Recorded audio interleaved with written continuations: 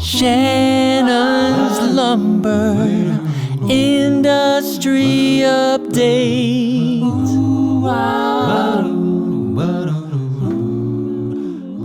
Hey everybody, welcome back to the show. Today I have episode 143 and I'm highlighting red maple, or commercially known as soft maple. I've also got some great questions on the Chinese buying up maple specifically, but also a lot of hardwoods. We're going to talk about KDAT. If you don't know what it is, you will soon. We're going to talk also about that lumber whizzing by you on the highway with no tarp on it. And finally, I've got an email about a particularly odd sheet of plywood, and we're going to try to figure out what the heck went wrong with that sheet of plywood. So as usual, I'm your host, Shannon Rogers, your resident wood nerd. I'm excited to have you here today to answer your questions, to highlight species of hardwood. And most importantly, I just want to thank those of you who sponsor the show over at Patreon. Your support really allows me to keep this show going, allows me to fund all these fun little stickers that I'll be featuring today. So it also just keeps a flow of questions coming in and some great feedback from previous shows, which I'll be highlighting from a few Patreon sponsors as well. So if you're interested in supporting the show, go to patreon.com/lumberupdate. More importantly, if you just have questions for me about the lumber industry, about lumber in general, you can reach me over at lumberupdate.com. There's a contact form there, or you can find me on Instagram at lumberupdateshow. Heck, just send me an email, lumberupdate@gmail.com.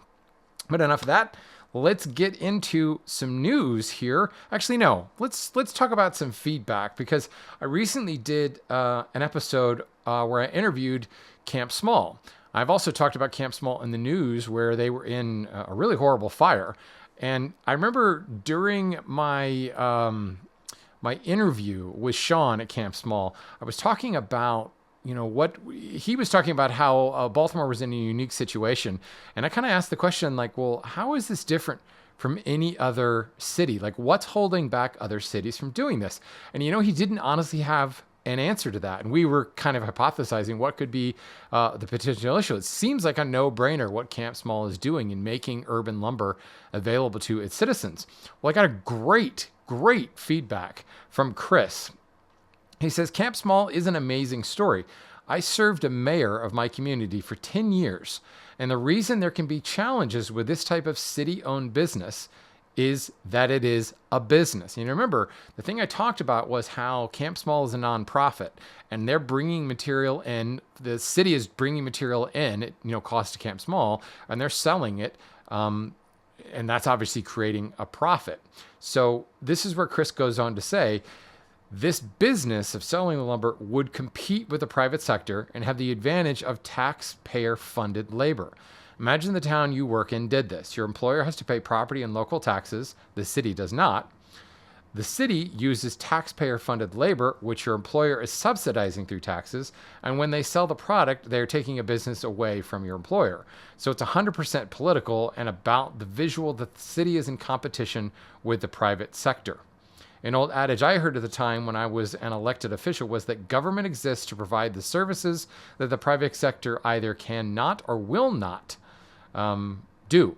So this is particularly interesting. And, it's not entirely surprising that Sean was like, I don't know, because he's in it, and can't actually see it. But it's a really good point. And I've had plenty of sawmill owners on the show here who talk about what a tough business it is. I've said this 1,000 times, and I don't work for a small sawmill. I work for a very large lumber company, and it's a very tough business. You can imagine, with margins being as tight as they are, if all of your overhead is removed, like the buying of logs is removed from that equation, that is kind of interesting. So I think it is important for, an entity like Camp Small to remain nonprofit, but it is still providing competition for the lumber yards out there. And I can imagine that could be particularly sticky. Now, this is not to dissuade any city from doing this, and that's certainly where my friends at Canvey and Carbon are really playing an integral role in helping to connect the dots with all of the lumber that's available in the cities that aren't necessarily relying upon a city-owned sawmill, but maybe making their lumber available to a private sector sawmill. And Canvey and Carbon can help make that marketplace a little bit more of a level playing field. Anyway, if you haven't listened to that episode I did on cambium carbon, it is absolutely worth a listen. In fact, it's over on episode 72. And other points in the news, Cambium Carbon just finished some fundraising. And what do they call it? Series A, Schedule A? No, Schedule A is a government document, a tax document.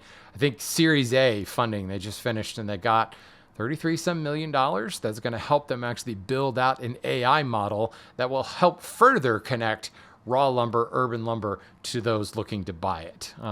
Anyway, it's totally unrelated, but Cambium Carbon came up in my head, and I wanted to make sure you guys knew that I've spoken to them in the past. Go listen to that episode. Next, we want to look at, this is a great story. You guys remember the interview I did with Sedmac Custom. He wrote into me and shared a reel of a guy who was talking about the power of wood movement. I've talked a lot about wood movement here. This is a guy that tells the story of when he was hired to move some boulders out of the way of a construction crew. And he came out and he drilled a couple of holes in the rock and drove in a dry maple dowel. And then he poured water over the dowel and walked away. When they came back the next day, those boulders were split in half because the swelling of that dowel, that dry dowel, when it was saturated with water, swelled and just popped that rock right apart on its cleavage planes. And it just goes to show how incredibly powerful wood movement can be. We talk about how you want to construct to restrain but not restrict wood movement. Well, when you restrict wood movement, it will break apart granite boulders. Moving on to another story I've got here about air purifiers. So there is I believe it's a Swedish company, or is it a Norwegian company? I can't remember now. It's a Swedish company called Adsorbi, who is developing a process using wood to create an air purifier, which I just think that's cool. Basically, if you think about how a tree functions, as water and minerals move up the trunk of the tree then extracts what it needs from it for life-sustaining things, and then pushes the waste down the medullary rays into the center of the tree. This same function in the cellulose of the tree is what this company is using to create an air purifier. Their material is derived from Nordic tree cellulose. It's designed for targeted pollutant capture, like key nitrogen oxides, aldehydes, acids, etc. Basically, all the stuff you're going to find in cosmetics and perfumes and cleaning products. And this means that this material can just be put in your house wherever they're going to be gaseous pollutants. It's certainly meant to be an air purifier inside the home. I don't know how well this would work when it moves outside the home, but still, we're talking about taking a tree, using its natural purifying capabilities, and putting it in your home to make for cleaner air. Very, very cool. This next story is just kind of a fun one. Anytime you look at Facebook or Instagram, you'll often see kauri mentioned as being one of the oldest trees on the planet. Kauri trees dug up from buried underground in New Zealand that could be 8, 10,000, 12,000 years old. Well, recently there was a kauri tree in New Zealand again that when looking at the doing a spectrograph analysis of the tree itself, they showed where the Earth's magnetic poles flipped 42,000 years ago. And, we've probably heard this in high school science class, middle school science class. The Earth's magnetic poles flip all the time. But this was just another instance where it was shown in the growth ring records of this tree. And that's just cool. That's just cool. We talk about using ice cores, digging into the ice caps to see a weather record from, hundreds of thousands of years ago. Well, it turns out trees can do the same thing. So the next time you've got a tree on your bench, think about what that tree might be telling you. It's pretty cool stuff, actually. So what do you say we move on to our featured species of the month? Red maple, or soft maple, as you will find it commercially known. And I want to make a distinction there because red maple, Acer rubrum, is actually part of a group of soft maples. This is similar to the red oak and white oak group that I talked about a couple episodes ago. You're going to find soft maple, regional variation when you buy soft maple could mean you're getting red maple, silver maple. Out west, you could see big leaf maple. Even sometimes box elder gets thrown in there, and then striped maple. Those are all the soft maples, whereas like sugar maple falls into the hard maple group. And the reason I want to highlight this is so often hard maple gets used ubiquitously as maple. And as a hand tool user, I can tell you it's a royal pain in the butt to work with, whereas soft maple, like the name indicates, is softer than hard maple. Sugar maple or hard maple is about 1400 on the Janko hardness scale, whereas soft maple is about 900. It's similar to cherry or walnut. I find the workability is very similar to cherry. Appearance-wise, I've got a piece of hard maple here. It's what you would expect, white maple, and I've got a piece of soft maple here, which in this light looks much oranger. That's mainly because I've got a rough sawn piece and a milled piece. But ultimately, they're going to find that they're very similar in appearance. I find that the red of the red maple is kind of visible if you you guys remember those Magic Eye posters like in the 80s? And that literally, like, you'd stare at them long enough and like a three-dimensional scene would come out. And I always found that kind of like relaxing and letting your eyes go out of focus allowed that image to come into focus. Same thing, I actually use this as a way to identify some wood, and red maple is one of them. If you kind of stare at the red maple and let your gaze just kind of go out of focus, you'll see a little bit more of a reddish tinge. And that's the late growth lines in the red maple just tend to be a little bit redder than what you would find in hard maple. And it gives you that kind of reddish cast. Ultimately, though, what we're really talking about is the red leaves in the fall. Oh, Canada, that red leaf. And that's that stereotypical maple leaf pattern is what we're talking about. Acer rubrum is where that's coming from. But ultimately, it looks very similar. I think you will find that soft maple, it's going to be, softer, but it's also going to have some uneven hardness, and it can appear a little blotchy when you're finishing it. So oftentimes it's recommended you apply, a blotch control or a seal coat of, 1 pound cut of shellac or something like that to control the blotch. But I've also had many woodworker tell me that one man's blotch is another man's figure, and you will find that soft maple is highly prone to figure. In fact, a lot of the curly maple, certainly big leaf maple, shows a lot of curl and quilt to it, but a lot of like the tiger maple, you'll find that much of that falls in as a soft maple or a red maple. That doesn't say that there's not tiger and striped maple that is hard maple, but I think you'll find a larger predisposition of it just due to the somewhat squirrely hardness composition of the soft maple. As I said, it's got a hardness of around 900 to 1,000, I guess. MOR and MOE is very similar to that of cherry, and the density is as well. So if you've ever worked with cherry, you have a really good idea of how soft maple works. And I think that's kind of cool because now you've got a red wood and a chocolatey brown wood and now a white wood that all work about the same. And of course, I'm referring to cherry, walnut, and soft maple, all very, very similar and easy to work with and readily available in North America. Of course, it's a maple, so it's a diffuse porous wood, very small pores, very difficult to kind of differentiate the pores. The rays are a lot more regular than what you would find in hard maple, so that can be one way to differentiate the two. They're very narrow, regularly spaced, and they're all the same size, whereas hard maple, they may be a little bit more irregular space, but you'll get variance in the width or the thickness of the ray, whereas soft maple is very, very uniform there. As far as its uses, it's a furniture and cabinetry wood.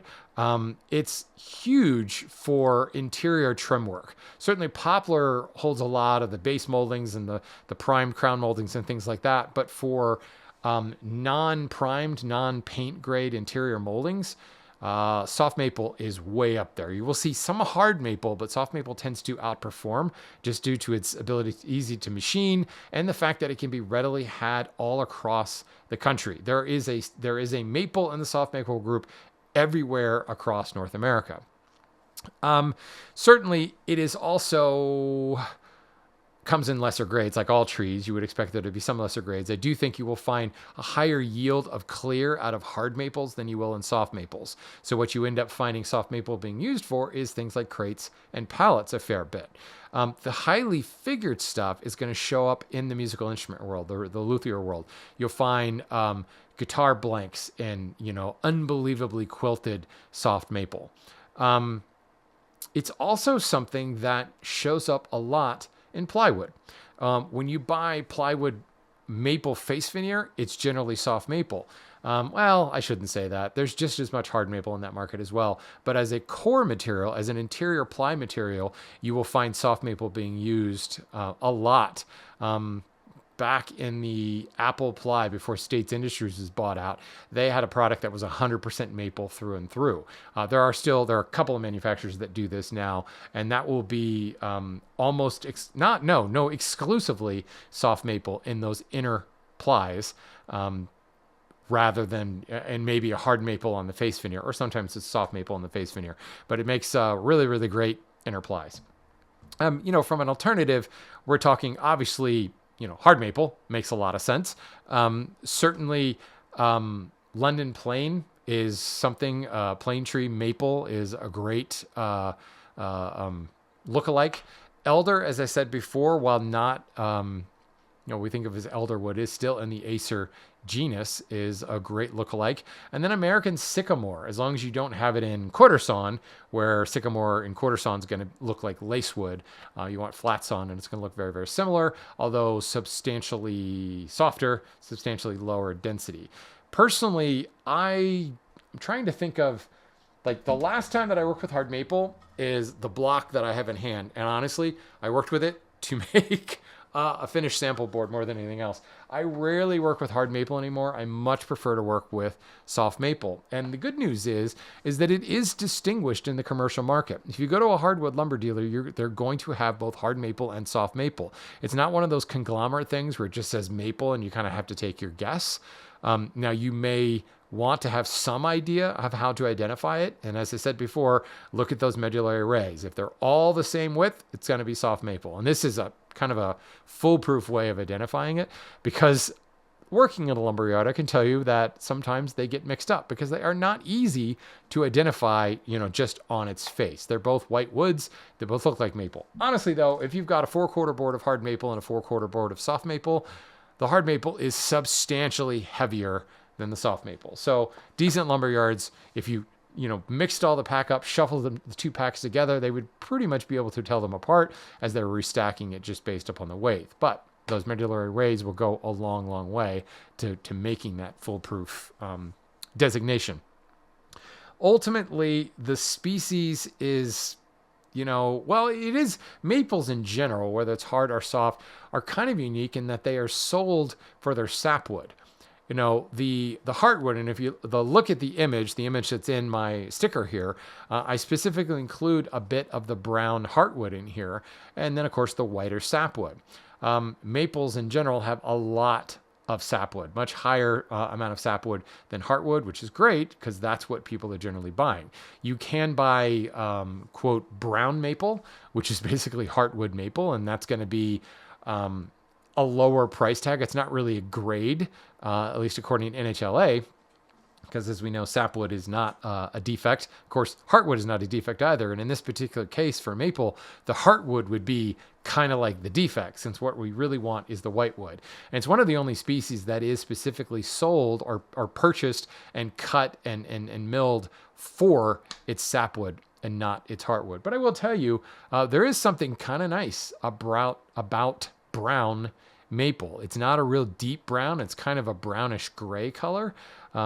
And I've seen several pieces of furniture. Well, I'll be honest, I looked at it and I was flummoxed as to what the species was. And I kept looking at the ingrain. I was like, gosh, that looks a lot like maple. And it was completely, it was staring me in the face. And I wasn't thinking it was maple, because you just automatically think whitewood when you think maple.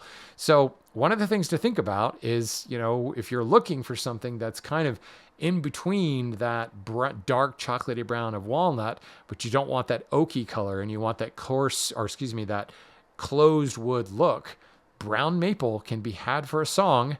And and it's really readily available. So let's not overlook the heartwood of the maple.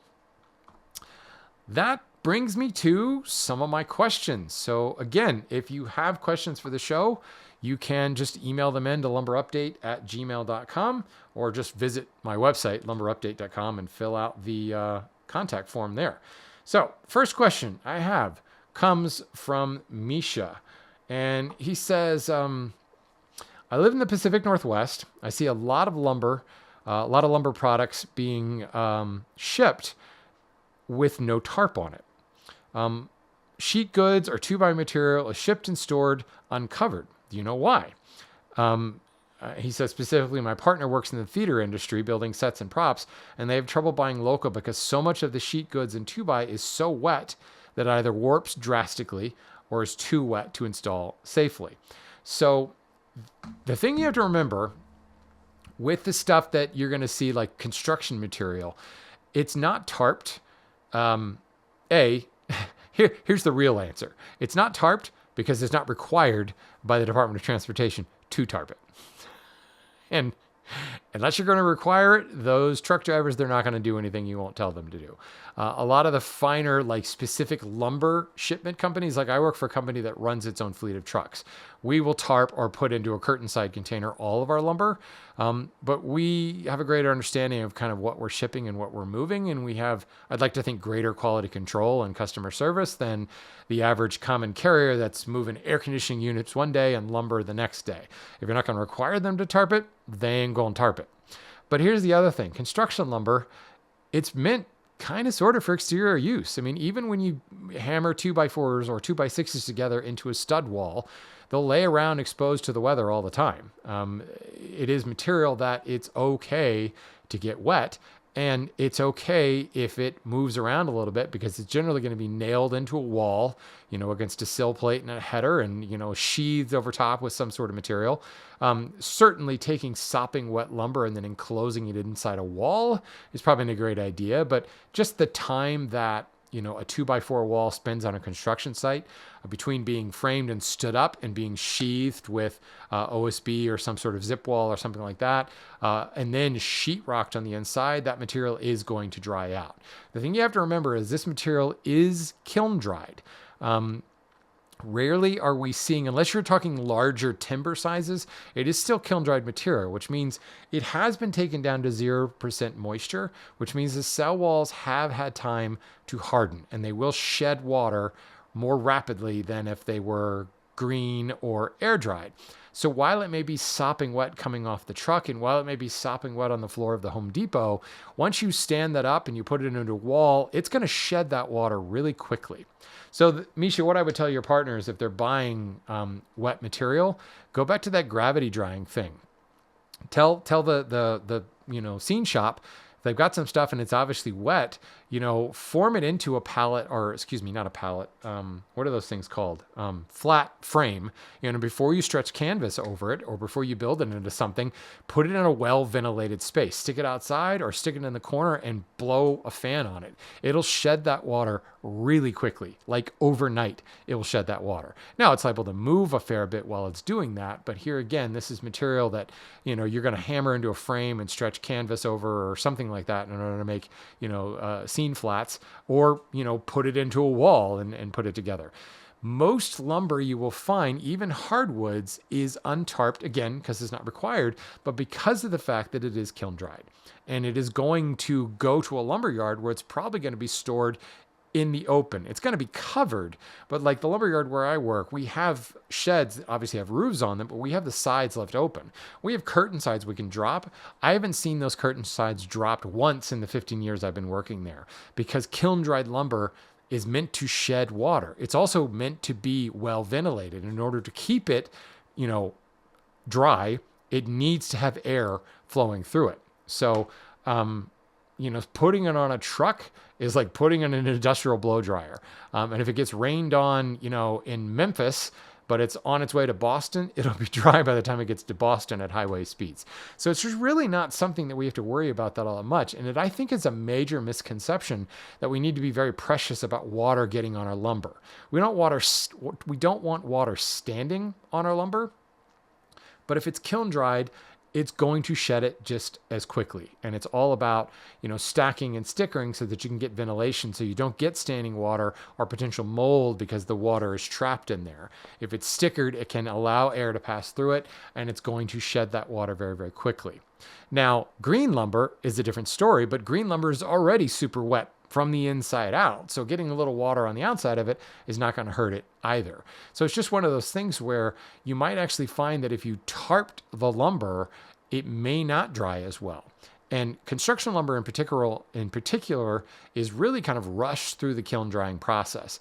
More specifically, the rehumidification process, the reversing of the case hardening, that last step of the kiln dry cycle, it's kind of overkill. Like, they will drive a huge amount of moisture into this construction lumber in order to recondition it very, very quickly, but they won't do a slow decline at that point. They'll just crack the kiln and pull the stuff out. So that lumber is sopping wet because it's just been, had moisture slammed back into it in that last section to reverse any kind of honeycombing that happened during that 0% moisture phase.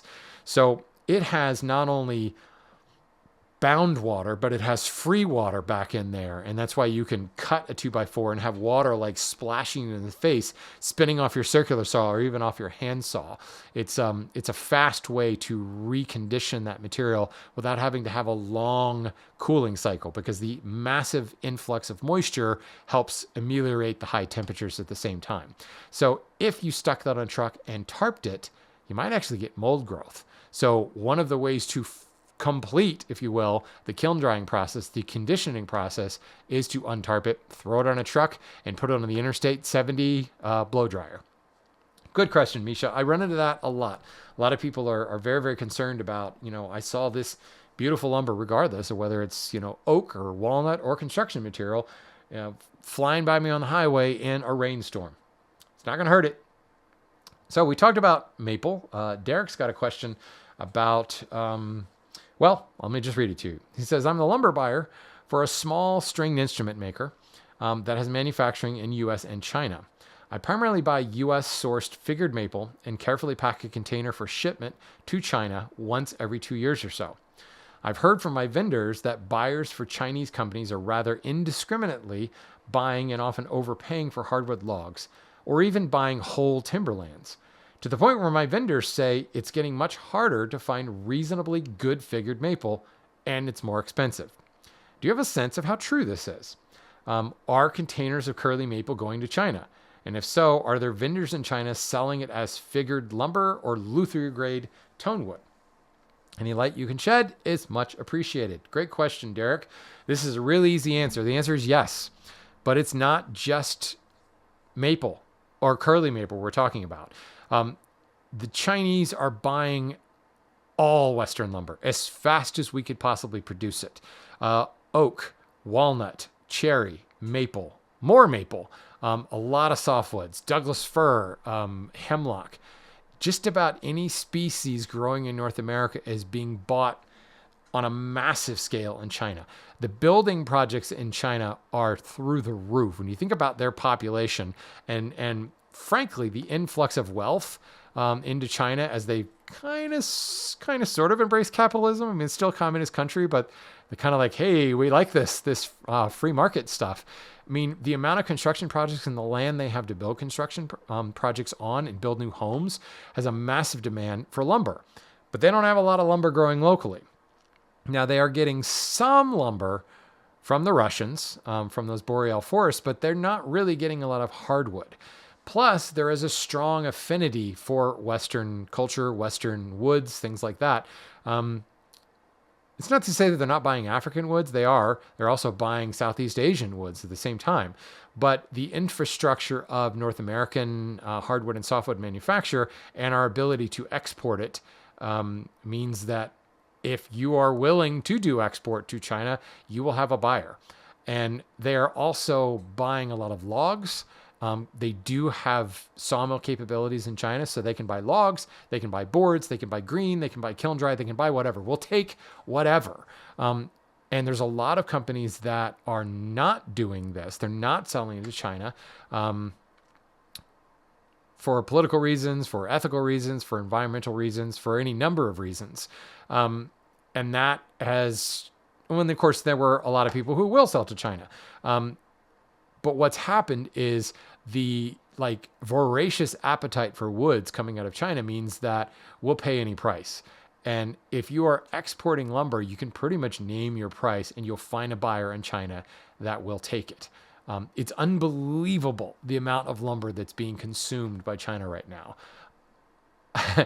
And like I said, it's across species. So yes, there are manufacturers of, guitars. There are manufacturers of violin. There are manufacturers of furniture. There are also home builders. Think about the amount of manufacturing that's outsourced from the US and actually Europe to China. They're building everything over there right now. So they need raw materials.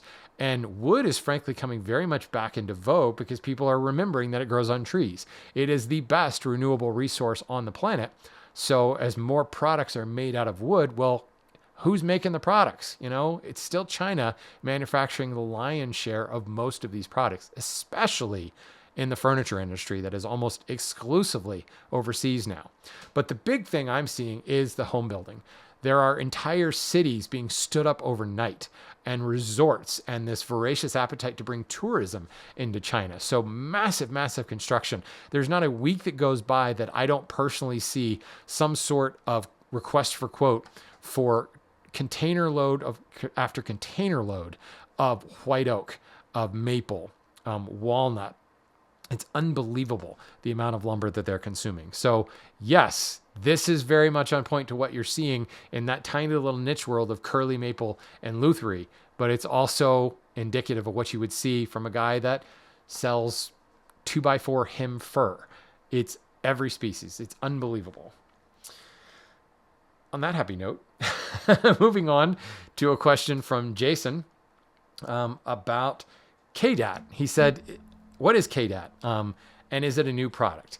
What is KDAT? KDAT stands for kiln dried after treatment. This is a pressure treated material that is kiln dried. So most pressure treated wood is kiln dried to some extent, and then it's pressure treated. And the pressure treating is kind of like that reverse case hardening I talked about earlier, where they're driving moisture back into it. But in this case, that moisture is in the pressure treated cocktail. I can remember what it is these days, but the old arsenic stuff and the copper, whatever. I don't sell pressure treated lumber, as you can tell, that stuff. And that chemical treatment basically keeps the bugs from eating it and keeps them from rotting away. Well, you can also pressure treat material and then stick it in a kiln. And it ends up being significantly easier to work with because you don't have water, splashing off at it as you're sawing it. It's not going to warp and check quite so much. So you can end up with a somewhat more stable board. It is still treated. The chemicals are still in there. They're not in, solution form anymore. And a lot of people will say that actually prevents those chemicals from being leached away by groundwater because they're a little bit more locked into the wood fibers since they've essentially, literally been baked into the wood. Pressure treated and then kiln dried just gives you, a more stable product to work with. Now, as far as longevity and durability, studies show that it's really no different than traditional kiln dried material. But it is more expensive because there is an additional step. You're still sawing and kiln drying material and then pressure treating and then drying it again. Now you might be able to speed up the initial drying phase because you're going to do further drying later, but it is still an additional cycle that's going to mean that it costs more. And that's really what's holding the product back from being so mainstream and why a lot of people maybe have never heard of it, even though it's been around for decades. So yeah, did you know what KDAT was? If you don't, now you do. And you'll probably run into it in a lot of different places. Last question I have here is from Ed. This is fun because I've done several different shows where we've talked about plywood and plywood manufacture. So Ed says, I built a work table out of 2 laminated pieces of 3/4 inch maple veneer and thoroughly unspecified internal plies. Maple veneer, thoroughly unspecified internal plies, plywood, out of the same stack of the blue flavored home center. I would have used MDF, but I had the plywood already and the table would have needed pieces too big for me to get home. Anyway, I've been building projects out of this plywood for years, or whatever equivalent of it that Lowe's has sold. Obviously, they could have changed it over the years. I listen to your show. I get it. It changes. But I'm used to how it works, having bought sheet after sheet over the years. But I noticed, while already committed, that the second of the two sheets was, well, weird. I've gotten phone calls that says exactly that. This lumber I got from you guys is weird. It happens. He goes on to say, obviously this plywood isn't good plywood, and I've had voids, patches, etc. in the past, but this one was lumpy. Not on the show faces, but the plies had overlapping lumps throughout the sheet. It's a work table, so who cares, but I thought it was weird. Then I noticed that in addition to the odd ply layout, this sheet was way, all caps, harder to work than any plywood I've ever had, and certainly not out of the same stack. My track saw bogged down noticeably, although not enough to burn. But when I took a router to it, it was like trying to chew through old, angry oak. Burns everywhere. Killed the router bit, making the MFT style top just a really awful experience. So my underlying question is, any idea what might have happened there? I'm less surprised by the plies overlapping and being a mess. Something probably just went wrong on the line for a bit, and I don't understand that one piece out of the 4 or 5 similar sheets have suddenly decided to hulk out. So what could have happened in the run? I love this question because the answer is a lot. So these overlapping plies, and I might even have some crappy plywood here to demonstrate this. Yes, here we go. Here is some cheap maple-faced Chinese plywood, or import plywood. And you're going to have, of course, this is a relatively behaving piece. And, this is an audio show, so I don't want to get too much into video, but here on this edge, there is some clear burning here, but, and this was cut with a Festool track saw, but there are sections in the middle where you've got, it's almost as if the ply kind of tapered out and another one ended up overlapping it. And that's exactly what happened. These internal plies on these cheaper sheets are pieced together from whatever is laying around. They're not even really stitched together. They're just kind of thrown together like, taking a puzzle box and just kind of dumping it in, kind of sort of spreading it out into one layer and then putting a, platen on top of it and pressing the holy hell out of it to make it uniform. So higher quality plywood, read more expensive plywood, will have rotary sawn single plies in those internal plies. Or they'll have slip matched and stitched, literally stitched together so that they come together in straight lines. The import stuff, in many ways, is kind of like OSB. It's just like stuff thrown in there and glue is poured over top of it and it's pressed super, super hard. So you'll see, even though I've got overlapping plies on a real jumble of things, you try to count the plies in this and you're like 1, 2, 3, 4, 5, 6, 7, 8, 9, 10, 11, 12, 13. They're just stacked on top of each other.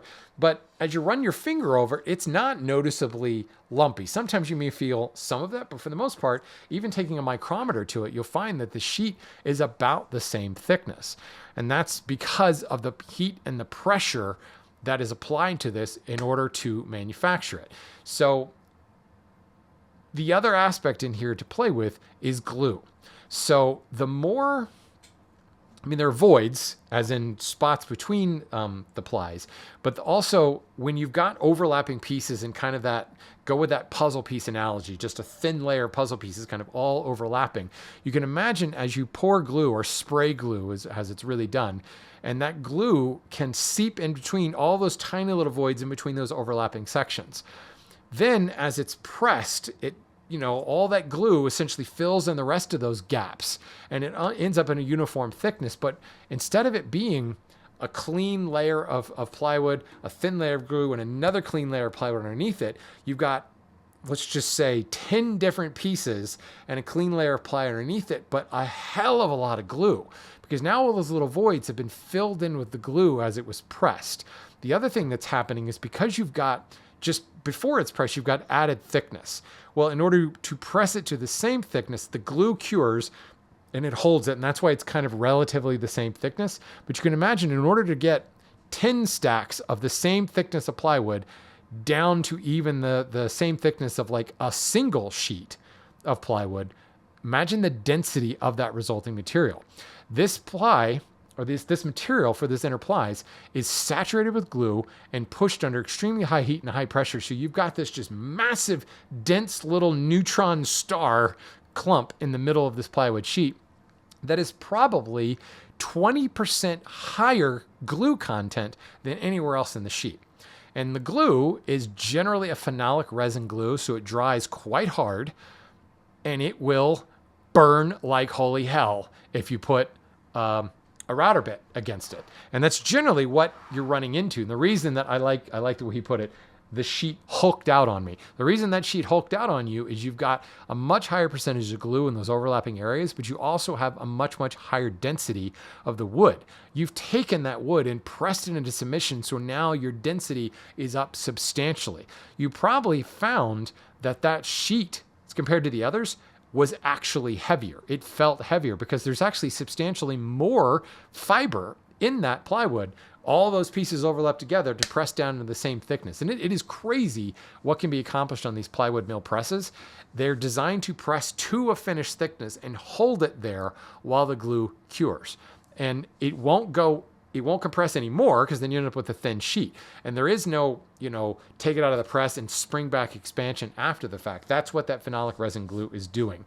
So you're dealing with high amount of glue, much higher concentration of glue, and really nasty, hard glue. If you've ever seen phenolic resin like squeeze out, it will slice your hand open. It dries so hard and so sharp. All of that stuff is clumped together in higher percentage and just higher density of the material itself. And this is just one of the reasons that import plywood is so cheap, is they don't really have to spend a lot of time assembling their inner plies.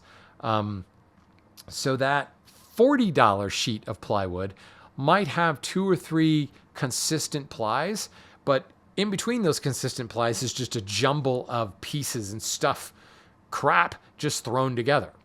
That $25 sheet, actually that doesn't exist anymore. That's pre-COVID, but there used to be $25, $27 sheets of plywood. That was all just crap thrown together in the middle. And maybe a crossband and then the face veneer, and that was it. And that's really, if you think about, if you don't have to rotary saw inner plies and then dry them uniformly, if you could just take all of your scraps and all of your leftovers from making the good plywood and throw it onto the press, and the press will press it into submission and make the same thickness of panel, that's what happens. As far as why that one sheet in the stack was different than the one sheet next to it, it's a stretch to think that those sheets of plywood stayed together from the manufacturer, or that they didn't get shuffled somewhere along the line, or that they just weren't assembled that way. As it's possible that they had a whole bunch of crap that was poured in to make that one ply, and then they had some rotary sawn sheets come onto the line at the same time. So the next sheet in production was using nice, consistent rotary sawn inner plies. There's no rhyme or reason to this. You just kind of dump that extra material into the conveyor line, and it dumps out and spreads it out into that, massive OSB type puzzle box layer, and you get what you get. The real reason for the price point is the lack of quality control, and that's what makes one sheet kind of okay, okay for import plywood, and one sheet will hulk out on you. What you're paying for is no one paying any attention to how much glue, how little glue was in that, or how consistent those plies were. The machine does all the work in pressing it, and you end up with a 3/4 inch-ish, sheet of plywood. Who knows what's inside that thing? There's the answer to your question. Who knows? But you got to see the result of a slight increase in the glue content and what it will really do to your machines. So I appreciate you writing in. I always kind of love these plywood quality control questions, because all it does is underscore the fact that you can buy the same product over and over and over again for years and years and years. It doesn't mean you're getting the same working experience, and it can change from one run to the next, from one manufacturer to the next, and the price point can stay the same. So thank you for writing in with a question. Thanks, everybody, as always, for supporting the show and for sending in these questions. I'm due for kind of a question and answer show. I realize that I try to answer questions on most shows, but I've had a bunch of interviews lately, so I think it's time to throw in an all-question show and kind of catch up on my mailbag. So now's your chance. Send in your questions to lumberupdate@gmail.com, or just go to lumberupdate.com and fill out the contact form, or find me on Instagram @lumberupdateshow. Thanks for listening, everybody. Go buy some maple. Go buy some soft maple. And you know what? Let's bring back the brown maple because it's kind of cool. And it's a color palette that we don't see a whole lot of. So today I say go buy some lumber. But you know what? Go buy some brown. Thanks, everybody. We'll see you next time.